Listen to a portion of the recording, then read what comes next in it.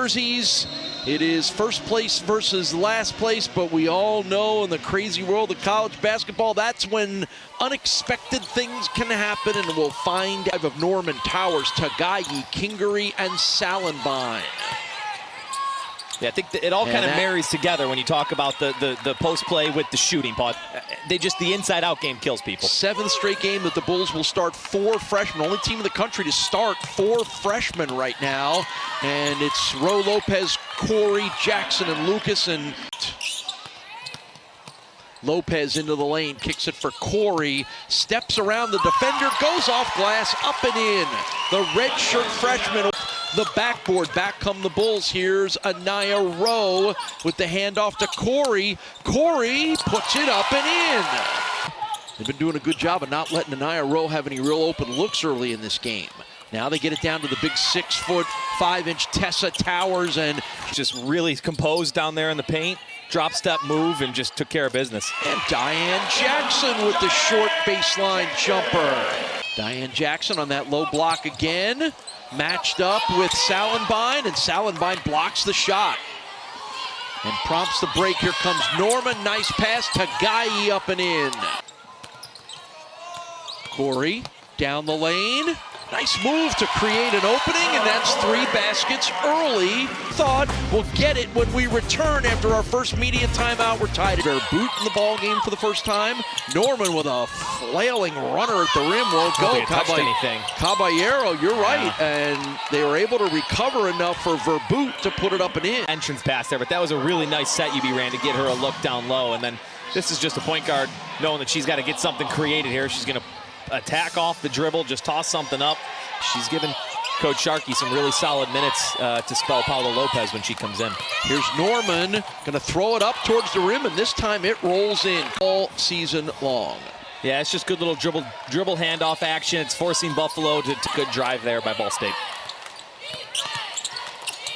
Nice dump down low and an easy layup for Alba Caballero. Get both aspects of that going, that's when they put up 100 points. Which they've done multiple times this year. They have.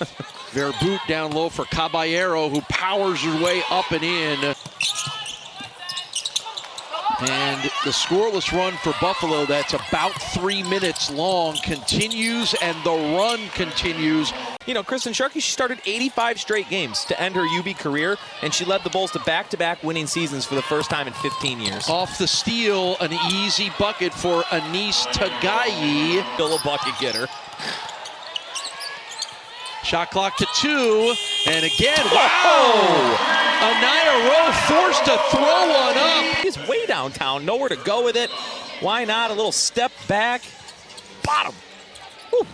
Yeah, Robert McDowell, our officiating trio for tonight. Carson Norman pulls up and hits. Over the last couple games, though, they've held their opponents to under 70. I think that's the magic number when your offense is as good as this. Another forced pass results in a turnover. Good hustle by Anaya Rowe, who turned the ball over. Left, and then here's Rowe, as you said, coming over to save what would have been. My bad on that one. Anaya Rowe spots up and hits. Oh my goodness. I think Salenbine took a little bit of exception to that. Rowe sort of boxed her out on that last play. Yep, why? Because they're playing four freshmen a lot. Hand in hand. Gabby McDuffie from the free throw line. From the elbow, not an easy bucket to knock down. Kick it back out. Three-pointer will go for Grace. Goes out on Grace Kingery, who is an absolutely electric three-point shooter. And that's way too much space for one of the best in the league. Salenbine off glass and in. Plus 10 in the rebound margin. McDuffie looked like she had it blocked. It went to Jackson, who missed, who feeds Lopez, who hits the 14-footer. On the rebound, I think you said this before the game started. It's interesting. Usually teams... Steal by Lopez. Off the bad pass. Nice feed for Rowe. Layup good. Double team on her. There's the Lopez back to cross. Good ball movement. McDuffie had an open three. Passed it up. Lucas off glass and in. 2 that Coach Sharkey has in her freshman. I mean, the second Meg Lucas said, review that, Kirsten Sharkey goes, oh, yeah, review it. And that's up and in on the scoop shot game here. We had two different players look to the bench to review plays, and the coaches kind of said, no, I'm okay. Well, you got to pick and choose your spots. You only get the one of them. And if you burn one on an out-of-bounds call with 1:30 left in the second quarter, we're a little over a minute to go in the first half here. Spot up three, goes for Grace Kinger. Drives baseline, cut off, into the lane. It goes off the rim for Anais and put up and in. Battle on the boards that time for Ball State to get the first points here in the second half. Lopez kicks it for Diane Jackson around Towers, up and in. Nice move. Yeah, blink your eye and here comes Ball State. You barely finished writing that one down and they were already up and scoring. Attention to the conference 100%. Illustrates how good the basketball is. And again, there's Tagai off the miss by Towers to pop it right back. End of the half. So when you see what Ball State, I think it's actually 12-2 now by the Cardinals, dating back to the second quarter there. So much needed bucket from Corey. That's the point guard, Carson Norman. And when that isn't there, when they run that little sort of mayhem drill, just go, play basketball, get out in the open court. When they don't have that or have anything coming from that, they run out. Yep. Kingery kicks it back out. Verboot for three, got it. Had to fling it ahead and it was recovered. I'm sorry, Verboot flung it ahead to Norman, and the other end, it's Salenbine who drills the three. It's like, that's a crazy statistic. Ella Corey made both free throws. Three-pointer goes on the other end from Georgia Guarini. Buffalo was in this game early, and I said it back then, and I think larger part of that was just Ball State wasn't making any threes. That allowed UB to kind of hang around, and Felicia got Jack and her staff, and yeah, there's not a better person than Kristen Sharkey. I'd get out there and run through a brick wall for her. And that's Paola Lopez with a nice drive to the basket. Said, Coach Sharkey's from Buffalo, isn't she? And I said, well, hang on. No, she's actually not. Jersey area, but I had to think about it for a minute because she's that built into this Buffalo culture. They had 4 freshmen score in double figures. Lucas led the way. Rowe, Jackson, Corey all got into double figures. That's the first time. It's believed to be the first time it's happened in women's college basketball in about 6 years since South Carolina did it. Back in 2020, that gets rolled in. You have to go hit the portal and re-recruit your players and build new teams. The consistent output of wins that we've seen out of Ball State and Brady Sally here today. And I think Coach Sharkey's found herself a really nice piece to the future of this team moving forward. Look at Tessa Towers again, just putting on a clinic. Like, that you become a target that way. And again, look at how quick the entry pass is.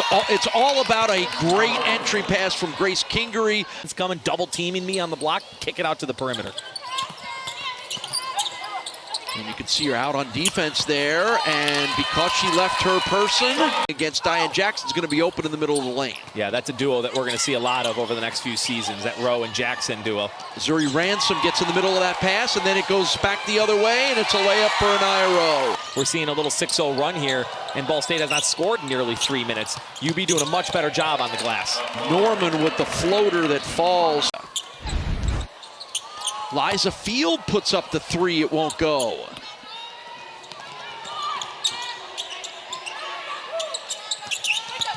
Salenbine crosses over into the lane and scores. Spectacular in conference play. I mean, talking about somebody who is being asked to shoulder an overwhelming majority of the offensive workload as a youngster, and she's doing that with class. So here's Lucas into the lane, right by Towers, but blocked.